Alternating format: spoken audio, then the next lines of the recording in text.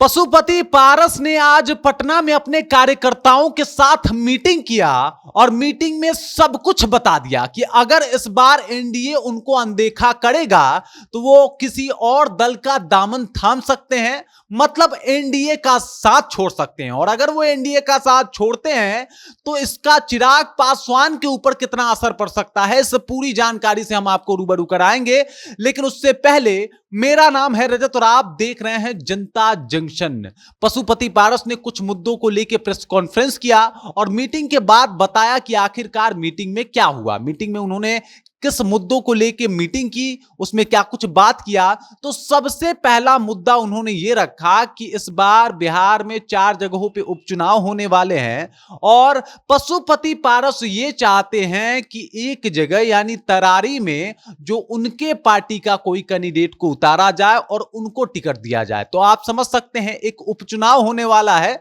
और इसको लेके उन्होंने सीधे सीधे कह दिया कि ऐसा किया जाए। इसको लेके हम जेपी नड्डा जी से बात करेंगे, बीजेपी के जितने भी प्रमुख कार्यकर्ता हैं, नेता हैं, उनसे बात करेंगे, पत्र भी लिख के उनको समझाएंगे। और अगर ऐसा नहीं होता है तो इस बार बिहार विधानसभा चुनाव में उनकी अनदेखी होती है तो उन्होंने कहा कि मैं जिसके साथ भी जाऊंगा उसके साथ ईमानदारी से रहूंगा। अब जिसके साथ जाने का मतलब समझिए, यहां पे जिसके साथ जाऊंगा मतलब वो एनडीए का साथ छोड़ देंगे अगर उनकी अनदेखी हुई तो, और वो दूसरे विकल्प की तरफ देखेंगे और इस वजह से एनडीए टूट जाएगा। और अगर एनडीए टूटता है तो एनडीए को थोड़ा बहुत नुकसान होगा, लेकिन इसका सबसे ज्यादा नुकसान चिराग पासवान को हो सकता है। अब चिराग पासवान को कैसे नुकसान होगा, तो इस बात को आप इस तरीके समझिए कि जिस तरीके से 2020 में नीतीश कुमार के खिलाफ चिराग पासवान खड़े हो गए थे और नीतीश कुमार के पीछे ही पड़ गए थे, उन्होंने जहां जहां से नीतीश कुमार के कैंडिडेट चुनाव में उतरे थे वहां वहां से अपने कैंडिडेट उतारे थे,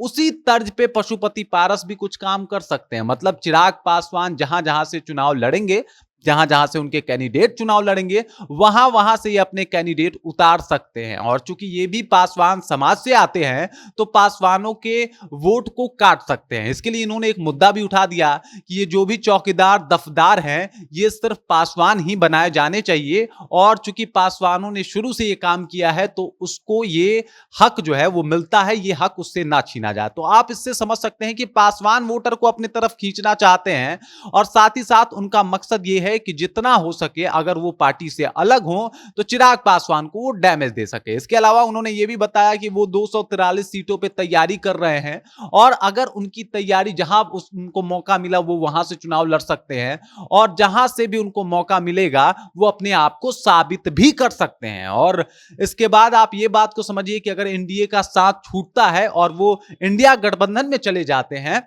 क्योंकि दो ही प्रमुख गठबंधन है, तो अगर इंडिया गठबंधन में वो चले जाते हैं तो उनको जहां से भी चुनाव लड़ने का मौका मिलेगा वो चुनाव लड़ेंगे, लेकिन उनका ज्यादा फोकस चिराग पासवान पे ही होगा। बंगला के ऊपर भी बोला कि अभी ये मामला जो है वो हाईकोर्ट में चल रहा है, जो कुछ भी आएगा सामने उसको लेके वो मैं मानूंगा, लेकिन इस बात को लेके वो दुखी जरूर है। चिराग पासवान ने जिस तरीके से एक एक करके उनका सब कुछ उनसे छीन लिया है, उसके बाद कहीं ना कहीं पशुपति पारस भी चैन का सांस नहीं लेने वाले और इसी को लेके उन्होंने सब कुछ बता दिया कि भाई सबसे पहले तो उनको तरारी में होने वाले उपचुनाव में उनका टिकट चाहिए, उनके पार्टी से कोई लड़ना चाहिए। इसके अलावा जब टिकट बंटवारा हो तो अनदेखी नहीं होनी चाहिए और इनके पार्टी का सम्मान होना चाहिए। पशुपति पारस फुल ऑन मोड में दिखे और अब क्या कुछ होगा, एनडीए में उनकी जगह कैसी रहेगी और क्या एनडीए जो है उनके शर्तों पे खड़ा रहेगा, ये तो आने वाला वक्त बताएगा। बाकी इस खबर को लेके, इस जानकारी को लेकर और इस बात को लेके आप क्या सोचते हैं, आपके जहन में क्या कुछ चल रहा है,